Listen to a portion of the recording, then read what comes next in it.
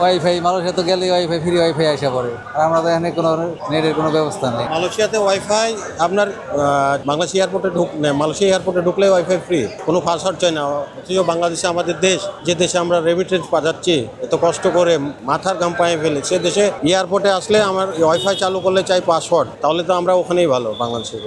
অন্য অন্য দেশের আছে, কিন্তু বাংলাদেশে তেমন একটা সুবিধা নেই। বাংলাদেশে কোনো সুবিধা নেই। ওই দেশে এয়ারপোর্ট কি বাংলাদেশের মতো নাকি? ওই দেশের এয়ারপোর্ট খুব সুন্দর, বাংলাদেশের মতো এত তো ঝামেলা নেই। এত মানুষ তো ওই দেশে এরকম থাকতে দিত না। অনেক পরিবেশ, কি সুন্দর পরিবেশ। আমার বাংলাদেশের মতো পরিবেশ হলো নাকি এদের? ওখানে তো আর এরকম নাই।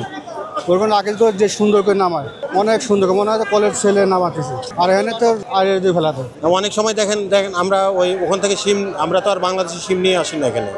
আমরা আশা করি যে বাংলাদেশ এয়ারপোর্টে যে ওয়াইফাইটা ফ্রি পাবো, আমার বাসাতে ফ্যামিলিকে জানাতে পারবো যে আমি ভালোভাবে আপনার এয়ারপোর্টে আসছি।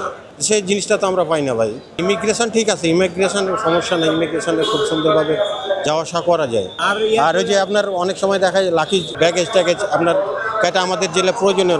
আমরা ঘাম ঝরিয়ে পয়সা দিয়ে কিনে নিয়ে আসি যে জিনিসগুলো ছোট বাচ্চার জন্য, মা বোনদের জন্য, সেই জিনিসগুলোই অনেক সময় দেখা যায় ব্যাগ কেটে বের করে নিই। খুব কষ্ট না, অবশ্যই কষ্ট ভাই, কারণ আমরা হাড় ভাঙা পরিশ্রম করি বিদেশে।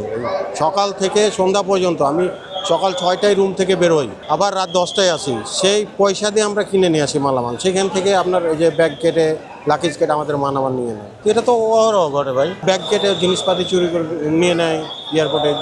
আমার মনে হয় যে বাংলাদেশের এয়ারপোর্টে যদি ওয়াইফাইটা আমাদের জন্য ফ্রি করে দিত, আবার আমরা আসছি, ধরেন যে আমরা হলাম দেশে, ওই দেশে খেটে এ দেশে টাকা পাঠাই, আমাদের যে একটা সম্মান দেওয়া উচিত, সেই সম্মানটা তো আমরা পাই না ভাই। এটা দিলে আমার মনে হয় যত প্রবাসী আছে সবাই খুশি হইব।